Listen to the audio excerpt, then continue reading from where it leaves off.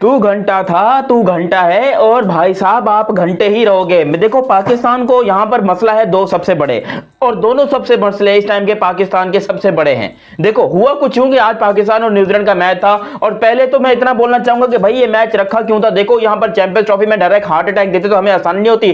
तुम champions trophy से पहले हमको यहां पर ट्रेल दे रहे हो कि भैया देखो चैंपियंस ट्रॉफी में ये होने वाले, तो अभी से तुम लोग प्रैक्टिस कर लो, टेंशन लेने की जरूरत नहीं। हमने यहां पर भी हमने छपड़ी परफॉर्मेंस देनी है, और हमने चैंपियंस ट्रॉफी में भी अबे ये टीम जीतेगी इंडिया से।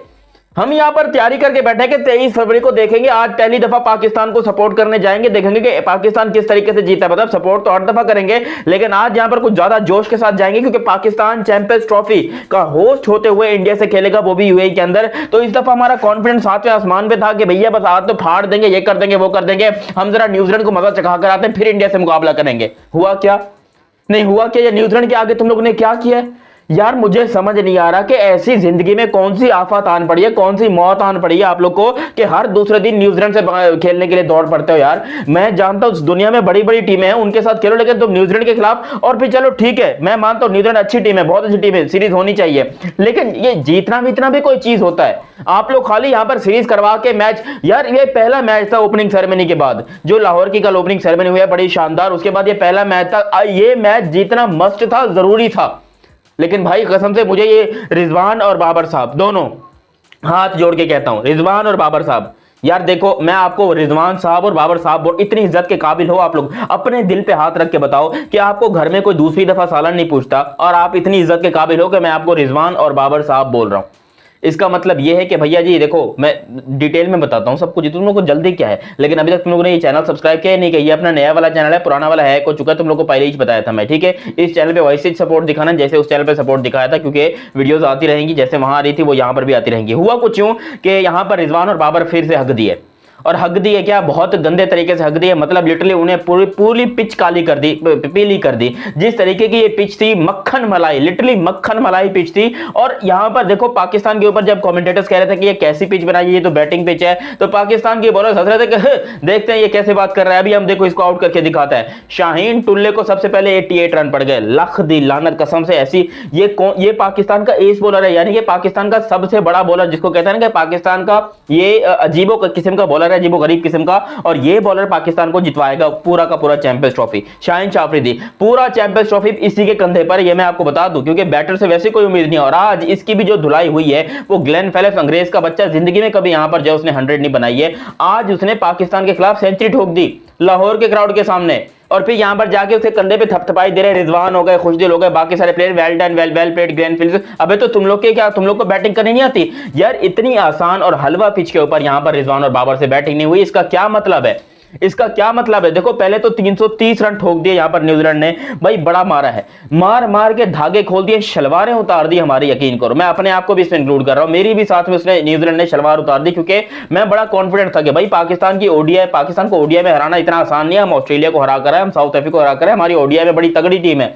लेकिन ये यकीन कीजिए जिस तरीके से पाकिस्तान की बॉलिंग लाइन अपने सबसे पहले हगा है, पाकिस्तान के तमाम बॉलर्स, कोई एक को मैं वो बात कर ही नहीं रहा कि एक बॉलर की बात करूंगा तो बाकियों को जो है मैं नहीं पेरूंगा, ना। जितने पाकिस्तान के बॉलर थे, चाहे वो हारिस रऊफ, टेपिया साहब हो, उनको भी पेला गया है, उसके अलावा नसीम शाह की सही धुलाई हुई है, और फिर अपने शाहीन आफरीदी। तो जो पाकिस्तान फास्ट बॉलिंग के ऊपर बार बार घमंड कर रहा था, क्योंकि हम बार बार घमंड करते भाई 150 की बॉलिंग करते पाईजान, 80 से 150 की बॉलिंग करने, साड़ी बॉलिंग तो बेहतर कोई दुनिया की बॉलिंग हैगी नहीं, 150 की स्पीड के ऊपर हम बॉलिंग करते हैं। यकीन करें लानत फिर गई 150 की स्पीड के ऊपर। यार मैं कहता हूं 120 130 के ऊपर फेंको, और यहां पर फेंक के जो है फिर तुम लोग बोलो कि देखो 120 130 कर लो, उसके बाद यहां पर तुम लोग जो है भले विकेट ले लो, वो हमारे लिए ज्यादा कीमती है। अब मोहम्मद शमी साहब हैं, ठीक है, वो कोई 150 की स्पीड के ऊपर बॉलिंग नहीं करते, 135 130 135 137 इधर बॉलिंग करते हैं। लेकिन जिस तरीके से वो विकेटों की गर्दन को जाके पकड़ते हैं ना, उससे उसकी वजह से जो है मोहम्मद शमी के इतना सक्सेस मिला है। बाकी बुमराह साहब है, उनको भी आप देख लो, वो भी 35-40 के ऊपर करते हैं, लेकिन विकेटों पे विकेट है। आज शाहीन आफरीदी मर के जा रहा था पूरा, अपने यकीन करो आगे पीछे का इसने जोर लगाया, कभी कुछ भी करूंगा आज तो यहां पर मैं विकेटों पे विकेटें लूंगा और अपनी फुल पेस निकालूंगा। फुल पेस निकालने के चक्कर में आखिरी ओवर में 25 रन पड़ गए यार, 25 रन मजाक नहीं होती। और मारे भी किसने? ग्लेन फेलिप्स, जिसकी ओडीआई में एवरेज 31 की थी, अब पता नहीं कितने की हो गई है, लेकिन ओडीआई में एवरेज इस बंदे की सिर्फ और सिर्फ 31 की थी। और इस बंदे ने यहां पर शाहीन आफरीदी को पेल के लाल कर दिया, क्योंकि आप खुद सोचिए, देखिए शाहीन की इकोनॉमी ऑलमोस्ट 9 की, यार ये टी20 में नहीं होती लोगों की। बुमराह की टी20 में इकोनॉमी 5 पॉइंट कुछ की है और यहाँ पर शाहिन शाह अफरीदी की ऑलमोस्ट 9 की इकोनॉमी है। ये क्या कर रहे हैं भाई, ये कौन सी तुम लोग क्रिकेट खेलना चाह रहे हो? ये क्या, ये चैंपियंस ट्रॉफी से पहले ये तैयारी है चैंपियंस ट्रॉफी की? फिर तुम लोग कमेंट सेक्शन में आकर गालियां देते हो कि यार तू पाकिस्तान को क्रिटिसाइज करता है, ये करता है। भाई इसके ऊपर क्रिटिसाइज ना करें तो और क्या करें? नसीम शाह यहाँ पर 10 ओवर में 70 रन, 70 रन नसीम शाह, और विकेट भी कोई नहीं है नसीम शाह की। ये जी पाकिस्तान का वसीम अकरम, इसको लोग वसीम अकरम कहते हैं क्योंकि इसकी स्विंग जो है ना बड़ी टाइट होती है, और तुम्हारी स्विंग को स्विंग बना के जो है वो फोड़ डाला यहाँ पर न्यूजीलैंडियों ने। जिस तरीके से यहाँ पर न्यूजीलैंड ने धोया है, बहुत ही खतरनाक तरीके से, बहुत ही ब्रिलियंट और आउटस्टैंडिंग तरीके से लिटरली न्यूजीलैंड ने धोया है। फिर यहाँ पर अबरार अहमद, उसकी भी ठीक ठाक जो है वो खिंचाई होने वाली थी, लेकिन ये बच गई। ये वाहिद स्पिनर है बाय द वे पाकिस्तान का जिसने 10 ओवर में 41 रन दिए, इकोनॉमी इसकी 4.10 की है, और पाकिस्तान की पूरी चैंपियंस ट्रॉफी स्क्वाड के अंदर ये एक ही वाहिद स्पिनर है, इसके अलावा कोई प्रॉपर स्पिनर है ही नहीं। आप खुद बताइए कि यहाँ पर अबरार अहमद जो है क्या वो अकेला संभाल पाएगा? भैया रोहित शर्मा को कैसे संभालोगे? हार्दिक पांड्या को कैसे संभालोगे? इंडिया की जो बैटिंग लाइनअप है इस चैंपियंस ट्रॉफी के अंदर, उसको ये कैसे संभालेंगे? मेरी अभी से फटके 4 हो गई। हारिस रऊफ साहब 6.2 ओवर के बाद इंजरी विंजरी हो गई, पता नहीं अब अगले मैच में खेलेंगे नहीं खेलेंगे। यहाँ पर वो भी यहाँ पर जो है वो अपने घुटने वुटने जो है वो इंजर्ड करके बैठ गए, और अब देख लो कि भाई ये पाकिस्तान की हारने की नौबत है। फिर खुशदिल शाह से 9 ओवर कराए, 66 उसने भी कर दिया। ये बॉलिंग ऑलराउंडर है, ये बॉलिंग ऑलराउंडर क्या है जी? बॉलिंग 7.30 का इकोनॉमी रेट खुशदिल शाह का। सलमान आगा ने भी यहाँ पर 4 साढ़े 4 ओवर कराए और 6.60 का इकोनॉमी रेट है, विच मीन्स कि यहाँ पर ये मैंने आपको गारंटी से कह सकता हूं कि कम से कम स्पिनर्स का इकोनॉमी रेट फास्ट बॉलर से ज्यादा अच्छा है। इसमें कोई भी डाउट नहीं है कि जितने भी पाकिस्तान के 3 स्पिनर्स थे आज की यानी कि डेट में 3 स्पिनर्स ने बॉलिंग कराई, जिसमें अबरार अहमद के 10 ओवर निकालो, खुशदिल के 9 ओवर निकालो और 4.5 ओवर निकालो तुम सलमान आगा के, ठीक है, ये ऑलमोस्ट बनते हैं like 15 over, actually 20 over exactly ये 20 ओवर बनते हैं, ठीक है। अब 20 ओवर के अंदर जो है यहाँ पर बड़ी हमारी इकोनॉमी अच्छी थी, लेकिन जो फास्ट बॉलर कराती जो हमारे 3 फास्ट बॉलर, महान फास्ट बॉलर थे जिन्होंने यहाँ पर पूरी अपनी जान लगा दी, खून पसीना बहा दिया, उनकी यहाँ पर हुई है माँ बहन। लिटरली देखो, बुरा नहीं मानना लेकिन वाकई में माँ बहन हुई है।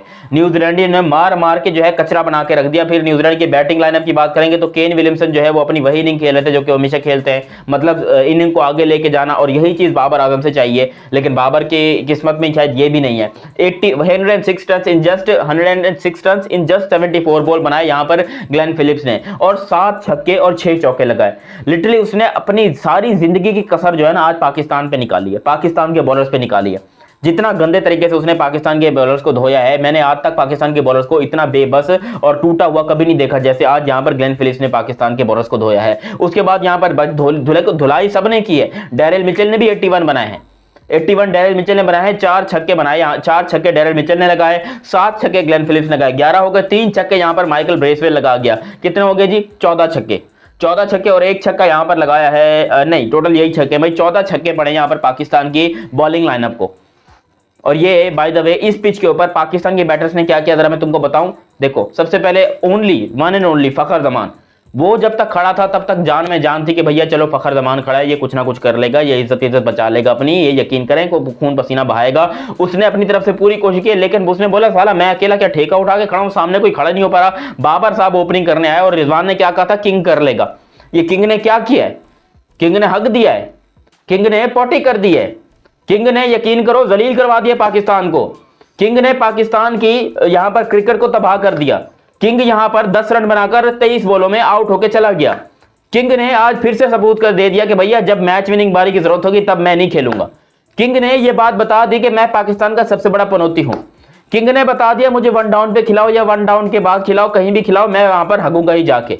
और यहां पर पाकिस्तान बहुत गंदे तरीके से एक्सपोज हो गया, क्योंकि बाबर ने टोटल 10 रन बनाए, सिर्फ 1 चौका लगाया। स्ट्राइक रेट कितना है जी? 43 का। अब कम से कम केन विलियमसन का स्ट्राइक रेट ही रख लेता, उसने भी 65 के स्ट्राइक रेट से धोया पाकिस्तान को।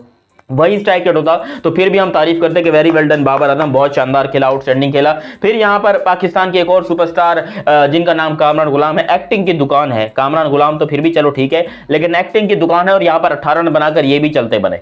इन्होंने बोला कि हमसे भी कुछ नहीं हो पाएगा, देखो हम कौन है रन करने वाले, रन्स तो भाई ऐसे आते रहते हैं, वो तो बड़े बड़े लोगों की किस्मत में, हमारी किस्मत में कहाँ रन्स हैं। फिर यहाँ पर पाकिस्तान के कप्तान मोहम्मद रिजवान, यार मुझे समझ नहीं आ रही कि रिव्यू जाया करने का क्या कोई ठेका वेका उठाया हुआ है, क्या किया हुआ है। अबे जो यहाँ पर एलबीडब्ल्यू हो रहा है, रिव्यू ले रहा है, फटाफट जी रिव्यू ले रहे हैं, रिव्यू ले रहे हैं। साफ पर अंधे को भी नजर आ जाए, महसूस कर ले हवा से कि भैया ये बिल्कुल विकेटों के बीच में लग रही है।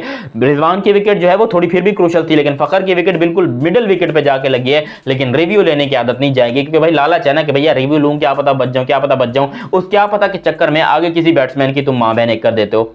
यहां पर रिव्यू नहीं बनता था, मुझे नहीं पता कि किस बात का रिव्यू लिया है, लेकिन यहां पर रिव्यू नहीं बनता था। ओवरऑल पाकिस्तान के जितने भी बैटर्स थे सब ने जो है बड़े गंदे तरीके से परफॉर्मेंस दिखाई है, और पाकिस्तान बहुत गंदे तरीके से इस मैच में आपको समझ लो कि भाई नॉकआउट हो गया या फिर हार गया, खत्म, ठीक है, टाटा बाय बाय। ये है पाकिस्तान की तैयारी चैंपियंस ट्रॉफी के लिए। इसके बाद लोग फिर मुझे कहते हैं कमेंट सेक्शन में कि भैया क्रिटिसाइज ना करो, इतना ना बोलो, यूं ना करो, ये ना करो, वगैरह वगैरह, फलाना ढिमकाना। भैया अगर इसके ऊपर भी क्रिटिसाइज ना करें ना तो ये बल्ला पकड़ो, ठीक है, और ये मेरे सर पे आके मार दो मेरे सर के ऊपर ये बल्ला। हाँ, इधर ही मेरी लाश वाश बिछा दो, वहां पर तुम लोग को फिर सुकून मिलेगा। लेकिन कह रहे हैं इस पे भी क्रिटिसिज्म ना करो। और किस पे क्रिटिसिज्म करते हैं? अगर पाकिस्तान की इस परफॉर्मेंस के ऊपर भी क्रिटिसिज्म ना करें तो कब करेंगे? अजीब ही कसम से बात की हुई है। बाकी तुम लोगों ने अभी तक चैनल सब्सक्राइब नहीं किया तो सब्सक्राइब करो, और सब्सक्राइब करते ही बेल आइकन दबाओ। मेरा नाम है दयानत अली, मिलता है बहुत ही जल्द अगली वीडियो में। तब तक के लिए आप मुझे दीजिए इजाजत। अल्लाह हाफिज एंड लव यू हो गया, बाय बाय। मिलते हैं बहुत ही जल्द अगली वीडियो में।